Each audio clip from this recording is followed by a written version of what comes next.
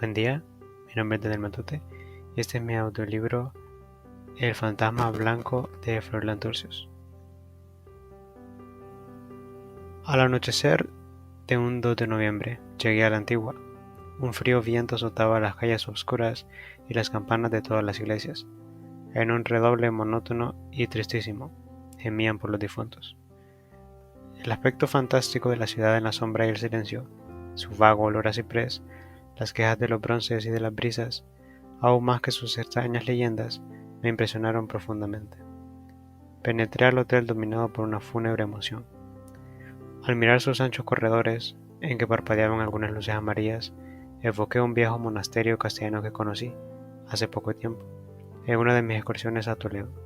Mientras me conducían a mi cuarto, agolpáronse en mi memoria imprecisos recuerdos de mi permanencia en España, sus catedrales, sus conventos, sus históricos palacios de piedra, sus castillos, toda la romántica tristeza de su pasado, en el que se destaca el enorme Escorial, maravilloso monumento de granito que asombra al viajero y en cuyo interior se siente una indefinible impresión de asombro y de espanto, una aguda angustia de espíritu, un hálito mortuorio.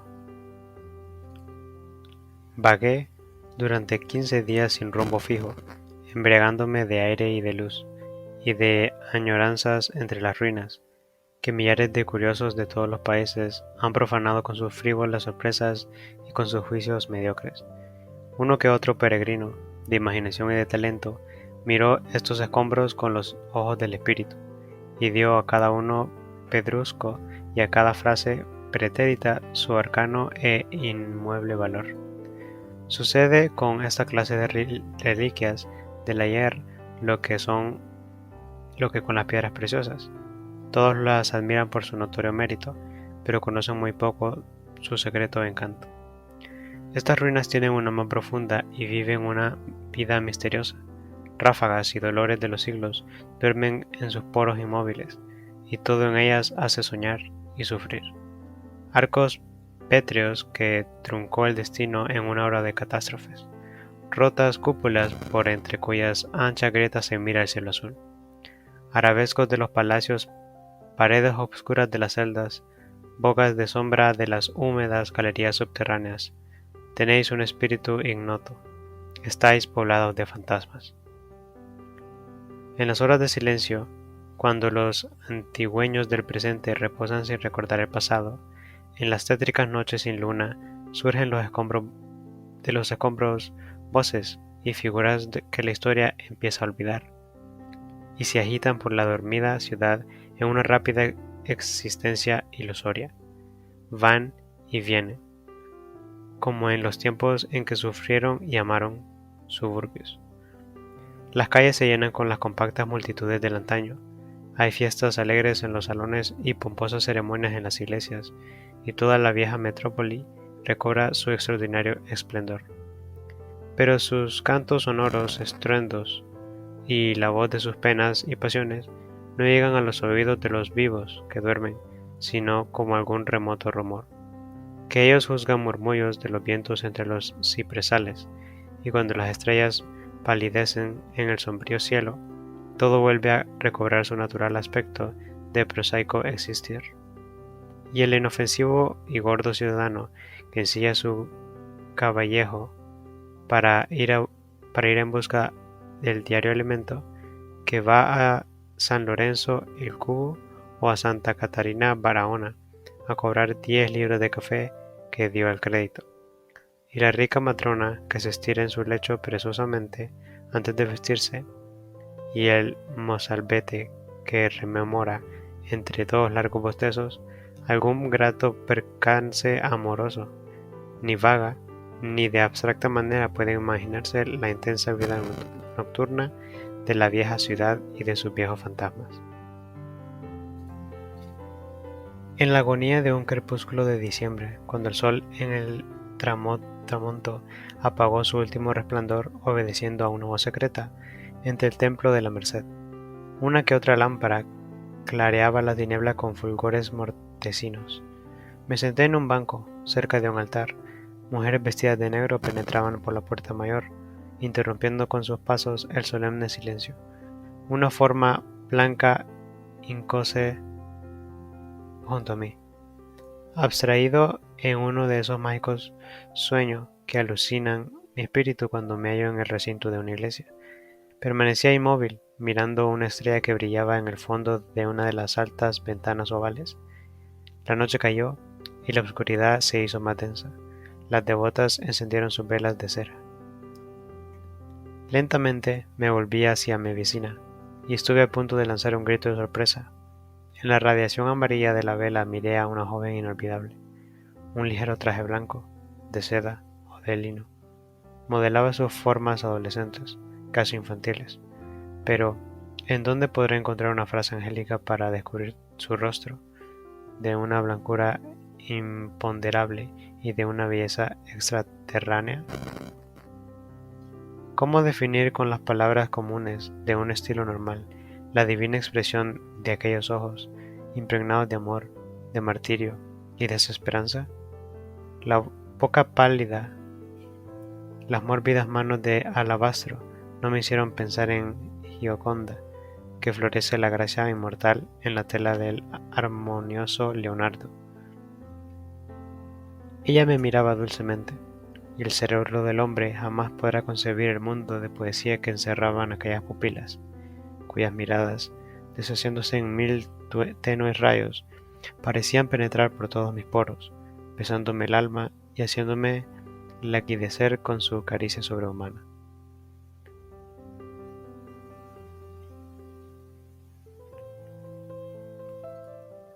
Hallábame embriagado y muy lejos de las cosas de la tierra. ¿Cuánto duró aquel éxtasis profundo en que, sintiendo la gloria inefable de los dulcísimos ojos quimeros, me consideré, al mismo tiempo, el más venturoso y el más feliz de los mortales? ¿Un minuto? ¿Una hora? ¿Un siglo? No lo sé. Caí desvanecido sobre el banco y al despertar la iglesia se hallaba solitaria. Un eclesiástico apagó las últimas luces. Recogí mi sombrero, caído sobre el pavimento, y con paso sonámbulo y las ideas en desorden, salí del templo. Caminé automáticamente en dirección al hotel.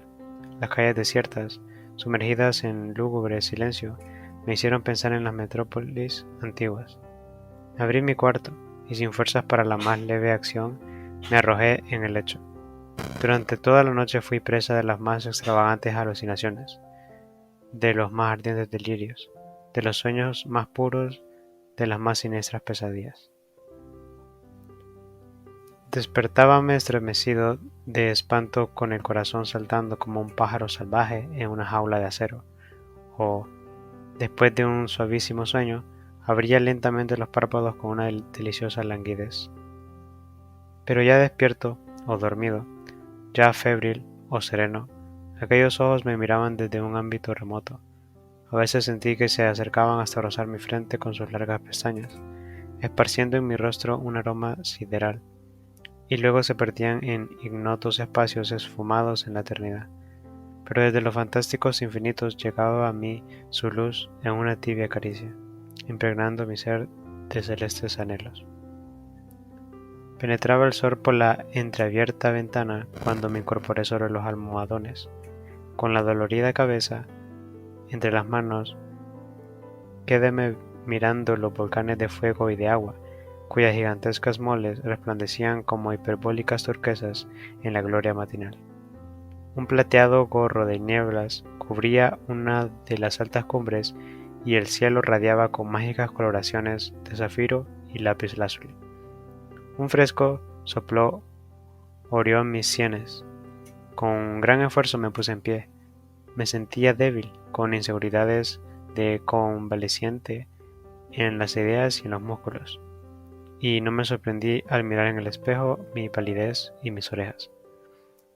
Solamente después del baño recobré mis fuerzas, y ya de nuevo en posesión de mis energías, quise, con irresistible deseo, ver otra vez la misteriosa criatura que tan violentas sensaciones había despertado en mí. Se me hicieron interminables las horas de aquel día. Subí al cerro del Manchén y, a la sombra de un ciprés, contemplé largamente la melancólica ciudad de ruinas y de recuerdos, propicia como ninguna para las mórbidas soñaciones, sobre todo para los espíritus que, como el mío, viven ávidos de quimeras y de imposibles. Caía la tarde y el amplio valle se oscurecía tristemente. Grave pesadumbre flotaba sobre los derruidos palacios. Una claridad casi lunar difundíase del ocaso y una vasta quietud reinaba por doquiera. Las copas de los árboles, sacudidas por los vientos errantes, quejábanse como si sufrieran. En las lejanías, humos azulados elevándose al cielo, en el que aparecían los primeros luceros de plata. De súbito, en la honda tristeza del tramonto, en la agonía luminosa de la tarde, vibró una campana, a lo lejos, violando el mortuorio silencio. Me estremecí un segundo. Del templo de la Merced llamábase a los fieles las oraciones vespertinas. Comencé a descender por la falda arenosa con el alma vibrante de inquietudes y de ilusiones. Hacía apenas un día que admiré por primera vez a aquella grácil adolescente y yo la amaba con una desesperación inexpresable. Imaginábame que fuera mi novia en un mundo anterior y que volví a encontrarla después de singulares evoluciones arcanas. ¿Cuál era su nombre? ¿De dónde venía? Extravagantes conjeturas asediábanme cerca de su carácter, de su espíritu, de su inteligencia, y diversos proyectos surgían en mi cabeza sobre nuestros destinos.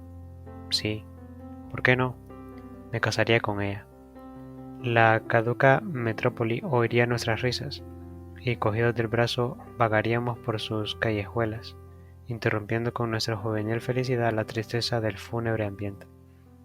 Recorreríamos, en pleno idilio, los pintorescos alrededores, en las tibias noches fulgurantes, persiguiendo las luciérnagas y desafiando con nuestra sonora ventura a los difuntos que duermen por todos los lados bajo las grandes cruces de piedra. Volveríamos con las profundas músicas de nuestros corazones la calma solemne de los plenilunios. Pero Dios mío, ¿será cierto que ella existe? ¿Difundirá la tierra su leve gracia? ¿O será no más una seráfica visión nocturna, un fugitivo ensueño de mis sueños? Al hacerme estas preguntas, negras brumas apagaban mi luz interior y una angustia sin nombre me cortaba el aliento. Todo me era entonces hostil y el mundo me parecía un vasto sarcófago, un antro de fríos huracanes y de horribles desolaciones. Ya en la iglesia busqué mi sitio de la noche anterior. Ella se encontraba de rodillas en el suyo. Al acercarme, se cruzaron nuestras miradas y sentí como un golpe eléctrico en el corazón, y después una especie de encanto delicioso. Me hinqué a 2 metros de su falda blanca, hojeaba sin ruido su devocionario y observé temblando la tenue sombra de sus dedos sobre las páginas. Ahora sus ojos me rehuían, pero me buscaban ávidamente tan luego como dejaba de mirarla. Yo recogía estremecido en mis pupilas su mágico perfil de leyenda, el óvalo angélico y la expresión de infantil candor de su semblante maravilloso, y en mis ojos resplandecía mi alma. Terminaron los cánticos litúrgicos y el rumor de los rezos. Ella se levantó y yo fui tras su pálida silueta, pero al llegar a una puerta lateral dejé de percibir su veste blanca. En vano la busqué en la negrura de la calle. Así pasaron 20 días que me figuraron 20 años, mi existencia resumirse en aquel rápido instante vespertino en que su mirada me producía una felicidad sobrenatural. Jamás una frase, una palabra se cruzó entre nosotros. Ella no conocía mi voz, yo no conocía su voz. Nunca pude seguirla hasta su casa. Ignoraba su nombre y no me atrevería a interrogar a nadie acerca de su persona, dominado por una secreta potencia que inútilmente había intentado vencer.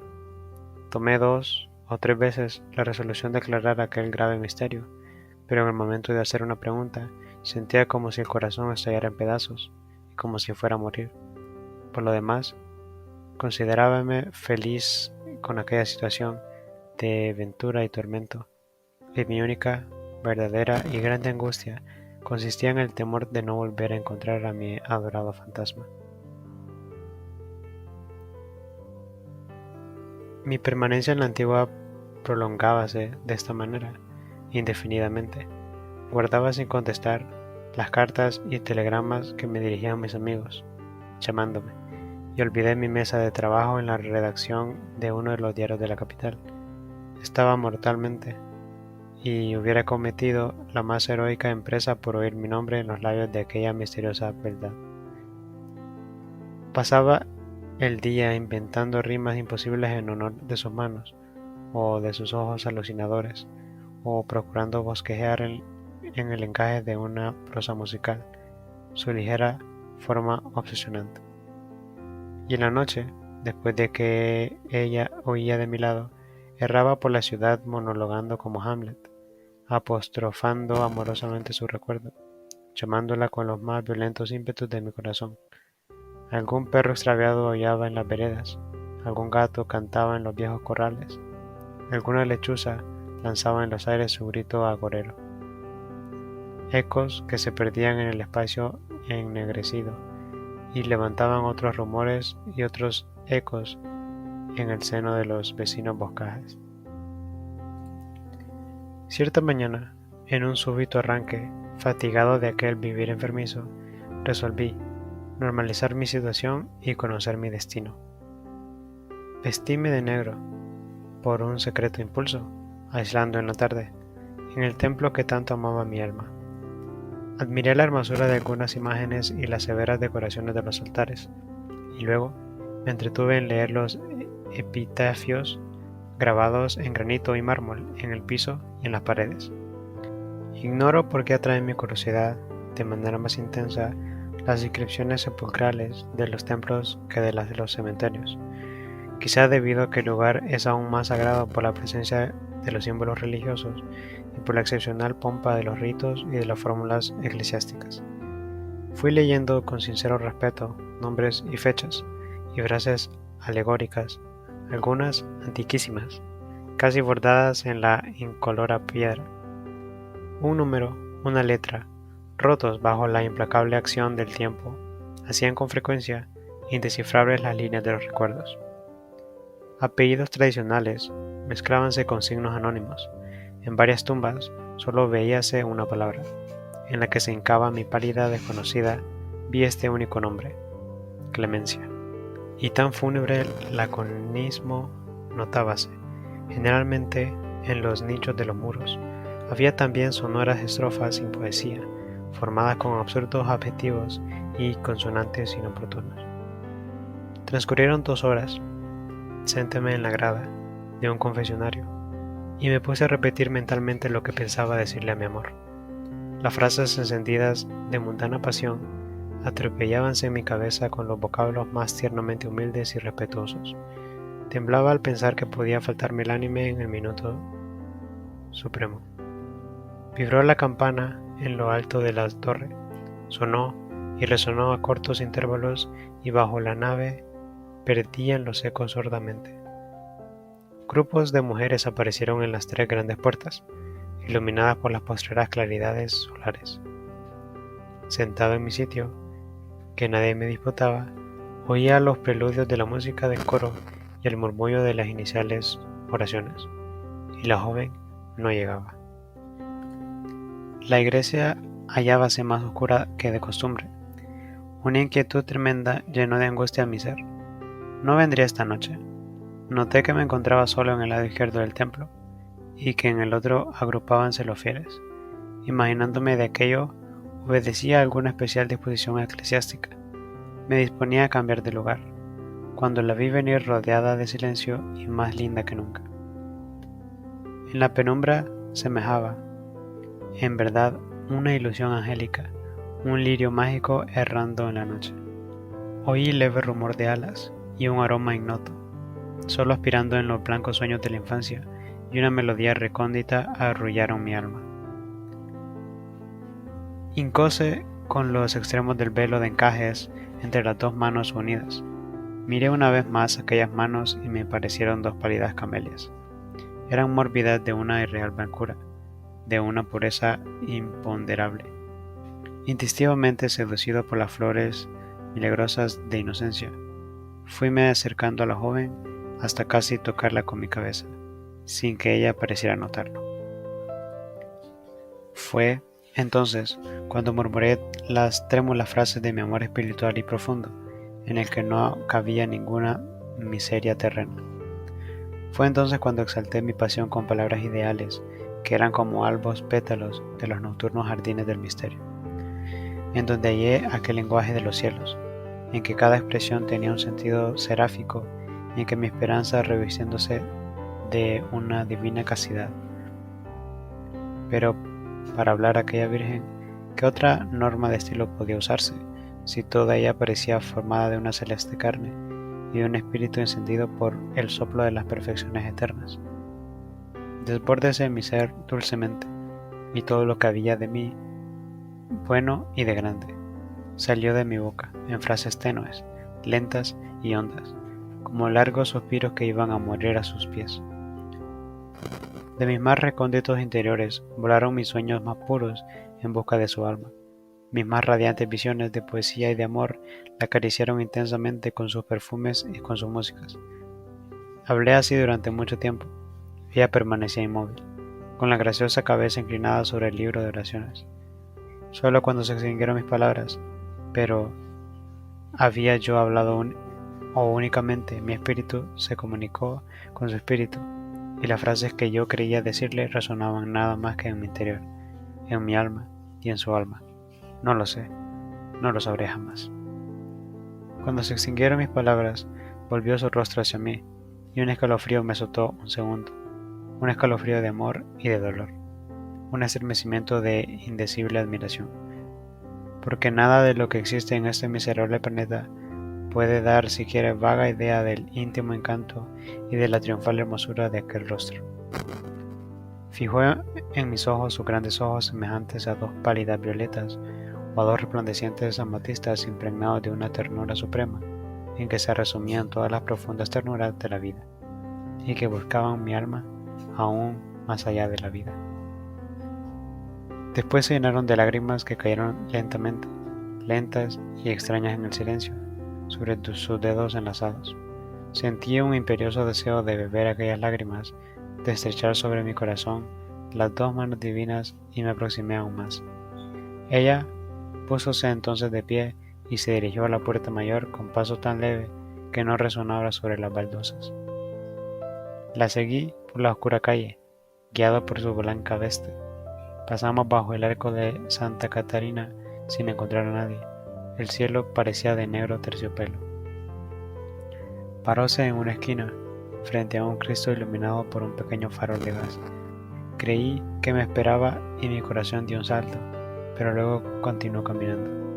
Triste y fatigado me detuve, comprendiendo que rehuía mi presencia. Pero ella también se detuvo. A una corta distancia, uno de otro erramos durante algunos minutos. Atravesamos plazas y callejuelas, por entre ruinas y solares solitarios. El viento aullaba sobre la ciudad y un frío glacial helaba mis penas. Sonó un reloj en la distancia. ¿Qué hora sería? ¿Las 12? ¿Quién sabe? Ya no me daba cuenta ni del tiempo ni de la vida, ignorando qué hacía y en dónde me hallaba. ¿Iba tras una mujer o tras un sueño? ¿Cuándo detendrá ella su carrera? Quizá nunca. Mas he aquí que de pronto, cerca de la cruz del milagro, la fugitiva introdujóse en un viejo portón, cuya pesada hoja cerróse al punto. Pertenecía a una vieja caja de piedra. Empujé la gruesa madera inútilmente, pues apenas lanzó un agudo chirrido que se dilató como un lamento lúgubre en el callejón penumbroso. Obstinado y febril, rondé por los alrededores, acariciando imposibles esperanzas. Recósteme, privado de toda voluntad, moribundo de pena y desolación, sobre la ventana única de la misteriosa casa. Ni un ligero resplandor por las rendijas, ni el más leve ruido prescribía dentro. Nada, solamente al retirarme, ya próximas las primeras luces del amanecer, parecióme oír, del fondo de las tenebrosas habitaciones, un suave sollozo. ¿Un sollozo? Quizá fue el viento que, como un gran perro fantástico, aullaba tristemente en el frío silencio de la noche. Pasó un mes. La alteración de mis costumbres y la constante inquietud de mi pensamiento desequilibraron mi organismo. Grave atonía entorpeció mis músculos. Permanecí mucho tiempo casi inmóvil. Después friolento y vagabundo. Erraba por los amplios corredores del Manchén, o recostado en una cómoda butaca de cuero, con los ojos fijos en el firmamento. Seguí el viaje voluble de las nubes a través de los azules infinitos. Dormía horas y horas sin moverme, con torpe sueño profundo. Levantábame a las 9 y a pesar de mi absoluta indiferencia por todas las cosas, no podía menos que admirar aquellas mañanas únicas de una deslumbrante claridad diamantina. Bajo el ábside celeste, la verdura de los montes despedía tornasoles reflejos metálicos. La atmósfera era de una transparencia de cristal y en el más ligero vellón blanco alteraba el matiz uniforme de los resplandecientes horizontes. Una cálida delicia invadía mis miembros, y así, poco a poco, en aquel clima edénico, con matinales paseos y baños tónicos, recobré por completo la salud en breves días. Pero un amargo tedio roía mi corazón. Mi dolencia moral tomó un carácter alarmante desde la negra noche en que miré por la última vez a mi blanco fantasma. Todas las tardes subsiguientes fui a la Merced, ávido de verla, mas la iglesia, impasible ante mi duelo, permaneció cerrada y silenciosa. Volví a rondar obstinadamente por la casa en que ella desapareció.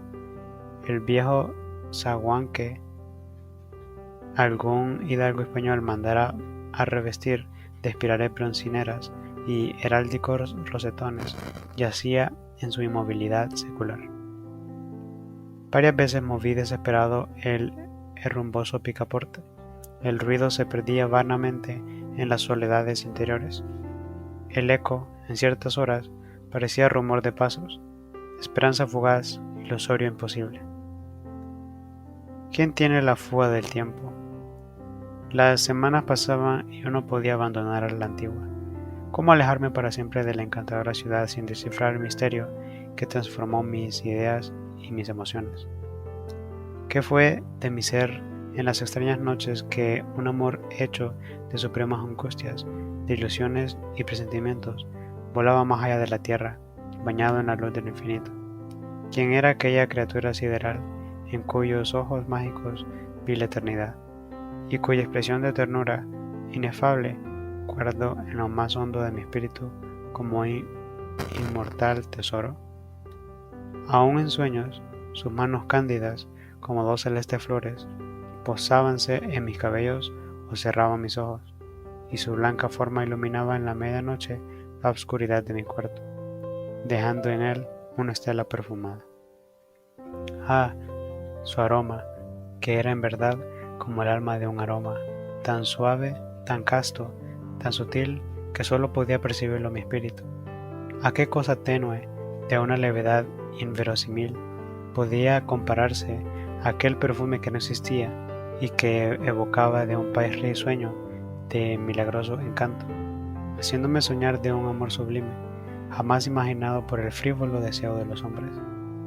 Como un debilísimo hálito de los orbes angélicos, llegaba hasta mi alma su íntima fragancia, cuya delicia irreal no puede explicarse con las incoloras palabras de nuestro efímero idioma. Necesitaría inventar voces musicales y profundas, hondos términos singulares, para describir aquella secreta y vaga poesía de un perfume. Baste saber a raros espíritus que comprenden que los olores de las flores más delicadas y puras no darían, ni la más remota idea de aquel recóndito olor de amor que era como el aroma de una virgen divina, y que solo yo podía sentir porque era solo para mí. Mas, ¿cómo descubrir el secreto de aquella esfinge errante? No pensé nunca en interrogar a nadie, por varios grandes motivos, entre los que no era el menor una especie del prejuicio invencible que me hacía ver como una profanación sin nombre el acto de vulgarizar mi ensueño, y además porque temía que se me tomara, con sobrada razón, por un neurasténico inventor de fábulas. pero amplié el círculo de mis relaciones sociales, con la lejana esperanza de que, de una manera indirecta y sin que mi curiosidad tomara en ello parte, mis nuevos amigos redujeran mi sobrenatural episodio a las normales condiciones de la vida. Me hice presentar en varias casas de honorables familias, en donde conocí a algunas jóvenes que disiparon un tanto con su refresca gracia mi tedio y mi melancolía. Empleada, ahora, el tiempo en recorrer los interesantes alrededores de la ciudad, a pie o montado, solo o en compañía de alegres camaradas, de quienes oía todo género de confidencias y que me relataban los históricos episodios y tradiciones locales. Pude, de tan fácil manera, fortalecer mi memoria sobre las leyendas de la vetusta metrópoli que leí en mi infancia y que ya iba olvidando. Realicé grandes caminatas por Ciudad Vieja, San Juan Gascón, San Luis de las Carreteras, San Pedro de las Huertas y todas las otras poblaciones que rodean a la antigua, y acaricié el proyecto de ascender los 3.752 metros del volcán de agua. Almorzaba con frecuencia en alguna de las fincas vecinas después de bañarme en el Portal, en Pampotic o en San Cristóbal, o visitaba por 10ª vez las ruinas de las iglesias, en donde cualquier vagabundo me contaba, con frases difíciles o absurdas, la tradición fabulosa del hermano Pedro, o la dramática historia de los cadáveres azules, entre otros 1000 cuentos o consejas refundidos o alterados lamentablemente por las míseras imaginaciones populares. Cuánto soñé en aquellas inolvidables excursiones. En una serena tarde de amaranto, recostado en el árbol que sombrea las ruinas del palacio de doña Beatriz de la Cueva, en Ciudad Vieja, evoqué los días sonoros de la conquista y toda la terrible epopeya lejana y la brillante figura del siniestro y bello Toniatú, ebrio de oro y de sangre. Qué de sombras heroicas o prestigiosas, impregnadas de la soñadora poesía de las edades pretéritas, encendidas con el cárdeno fulgor de las catástrofes, en la trágica apoteosis del amor y de la muerte, surgieron en mi cerebro en medio de los impotentes escombros sagrados. Aglomerábanse las remotas remembranzas en mi fantasía en increíble desorden cronológico, saltando épocas y confundiendo los nombres y los acontecimientos.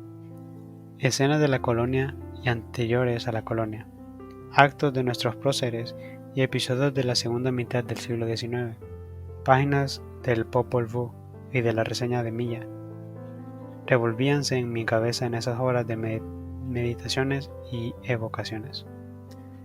Oía a lo lejos el triste son de las chirimias y atabales, y recordé la pomposa profesión del 22 de noviembre en el Paseo de Santa Cecilia, formada por linajudos personajes y flamantes cuerpos militares.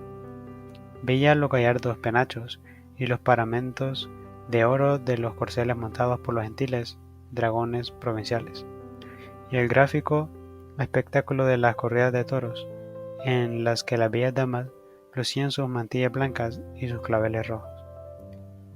Lamentaba que la hija de la princesa Luisa, la encantadora doña Leonor, en cuya sangre mezclábase la osadía del hispano con la fuerte gracia del indio, no tuviera el intenso encanto de fábula con que aparece en las novelas de Salomé Hill, y que, en vez de llorar eternamente al hermoso y arrogante don Pedro Portocarrero, se casará, como cualquier rica hembra o humilde mozuela del suburbio, con el enteco don Francisco de la Cueva, licenciado y mediocre. Eran de graciosa postura doña Inés y doña Anica, medio hermanas de doña Leonor, y que perecieron en la inundación de 1541. ¿A cuál de esas hijas amaba más el fiero adelantado?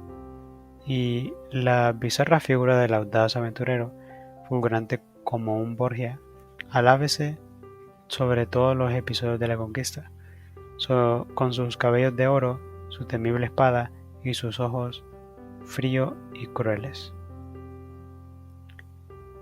Parado sobre un arco trunco de la antigua catedral o en el campanario de San Francisco o sobre los majestuosos escombros del Templo de la Concepción, cuántas veces mi fantasía, con el pavor del águila en la tormenta, no revoló hacia el remoto pasado, pleno de recuerdos caballerescos y de actos sangrientos y brutales.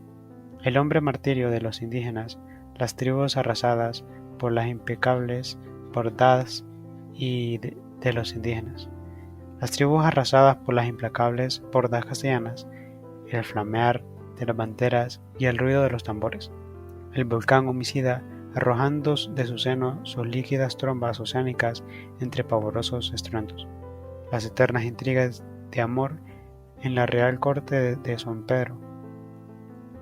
Todo lo desafiaba ante mi espíritu, absorto en las grandiosas evocaciones del antaño.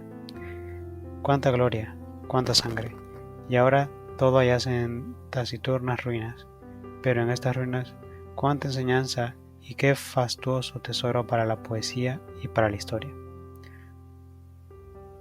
Ocupaba algunos días en la lectura, volví a meditar en el destino de las razas, recorriendo una vez más el libro sagrado de los quichés, el célebre Popol Vuh, cuyas páginas seductoras encantaron en muchas tardes azules de mi infancia. Luego devoré varios volúmenes mórbidos de Lorraine, Dancino y Maeterlinck.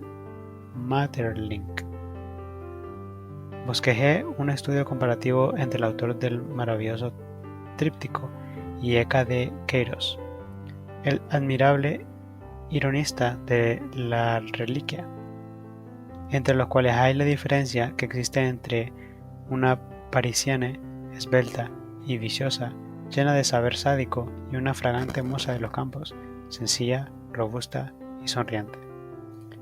Leí muchos libros de ciencia, estudios de sociología y psicología, y aún medicina, hundiendo mi espíritu ávido de trascendentales novedades en la meditación de los últimos asombros fenómenos teosóficos observados concienzudamente por sabios italianos y franceses.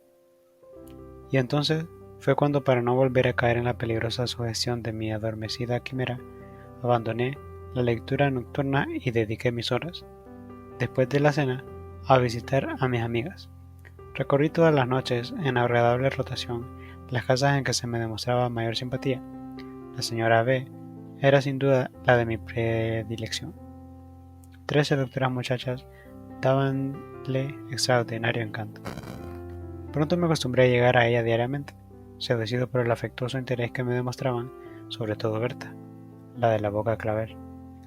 Era la más simpática y la más joven, de modo que a ella me uní con mayor confianza y en breve tiempo me entregó ingenuamente su corazón, que era como un pajarito que jamás había volado. Pasábamos las veladas familiarmente.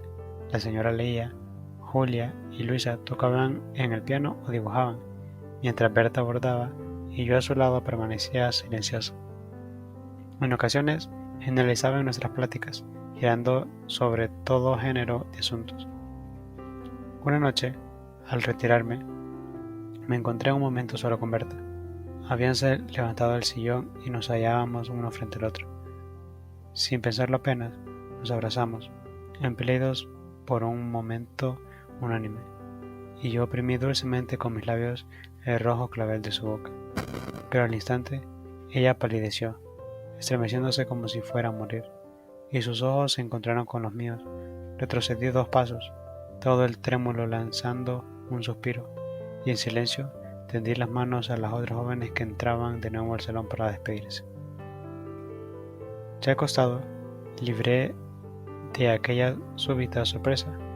No pude menos que reírme de mi enfermiza sensibilidad, que me hiciera hallar una lejana semejanza entre la expresión de las pupilas de verdad cuando desfallecía en mis brazos y las de mis ojos de mi dulce imposible. Ahora solo recordaba el íntimo placer de aquel beso delicioso, el sabor de flor de aquella boca purísima que yo había olvidado. Pero, ¿en verdad amaba yo a Berta? Al pensar en ella, soñando en la posición de su cuerpo y de su alma, sentía aquella esperanza de una vida más alta y trascendente, que ilusionaba mi espíritu, evocando a la criatura misteriosa perdida en mí. No, Berta era encantadora y me amaba con toda su alma. Yo la quería. ¡Ay de mí! ¿Cuánto me era posible quererla, amando a otra? Nada más. Pasaron aún 10 días más, y en una mañana de las últimas de febrero decidí partir. Cómo lloró la linda Berta cuando le comuniqué mi próximo viaje. Me dirigí entonces a mi país, pero le ofrecí regresar en noviembre, con los primeros fríos vientos. Sin embargo, sus lágrimas continuaron corriendo, inconsolablemente. Aquella postrera fue para mí tristísima. Parecíame enamorado como nunca de mi dulce quimera, que al abandonar la vieja ciudad dejaba en ella sepultado mi propio corazón. También sufría por el dolor de Berta, más bella aún con su aspecto taciturno, que la hacía parecerse a una pequeña Madonna de Botticelli. La víspera de partir, después de las 5, subí con mis amigas al cerrito del Manchén. Luisa y Julia iban delante, cogidas del brazo. Berta le seguía, y yo a su lado, como en nuestras intensas noches. Guardaba silencio. Así ascendimos, la ligera falda de la colina coronada de eucaliptos y de cipreses. Cada 10 metros ella se apoyaba en mi hombro. Yo retuve entre mis manos, frías y sin movimiento. Jamás vieron mis ojos, en ningún clima, una tarde tan bella.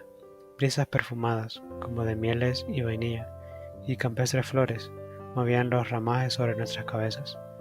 Me pareció que la antigua revestíase de su luminosa forma de impercedera hermosura para despedirme, y ciertamente hallábame absorto ante su espléndido panorama, una de las más estupendas maravillas de la tierra, y nunca, mientras latiera mi corazón, podía olvidar el melancólico y pensemos y recóndito encanto de la divina ciudad de las leyendas adormecida en la tarde azulada. Adiós, vieja ciudad del valle de Panchoy, que duerme con su leve rumor el misterio pensativo, vieja ciudad en que amé un arcano imposible y que me creí un dios enamorado y adorado por un ángel. Quizá ya nunca volveré a verte, quizá ya nunca, y como en tu seno me amaron, ya nunca me volverán a amar. Así monologaba mi espíritu. Estas palabras repetía mentalmente, con los ojos húmedos, a 2 pasos de Berta, que miraba un punto vago en el horizonte. Cambié con mis amigas algunas frases insignificantes, y luego callamos, comprendiendo que, en ciertos momentos, el silencio es lo más grato a las almas que sufren. En tanto, un quimero crepúsculo de doré matizaba los vastos cielos de púrpuras y oros imponderables. Sedas fabulosas alargábanse fantásticamente en las ignotas lontanzanas. Gráciles, nubes de ópalo y turquesas, y de pálidas amatistas, bogaban como bajeles de ensueño impelidos por el viento errabundo. Una impasible paz descendía de las celestes cumbres, y sobre la muerta metrópoli, llena hoy de escombros y de jardines, lentamente aleteaban grupos de pájaros que huían ante la noche. Un obscuro dolor lacerante despedíase de las cosas, a pesar de la extraordinaria magnificencia de la tarde y del singular paisaje de valles y volcanes, y espacios abiertos hasta el horizonte. Todo parecía gemir a nuestro alrededor. Nosotros nos mirábamos, temerosos de descubrir nuestras lágrimas. Rápidamente, la tiniebla tiñó el ocaso, y descendimos por el sendero pedregoso. Adiós, vieja ciudad del valle de Panchoy. Nunca, jamás volvería a verte. En la pequeña sala de la señora B, en la última noche, yo procuraba, aturdiéndome con mis propias palabras, dominar la honda pena que me roía el alma.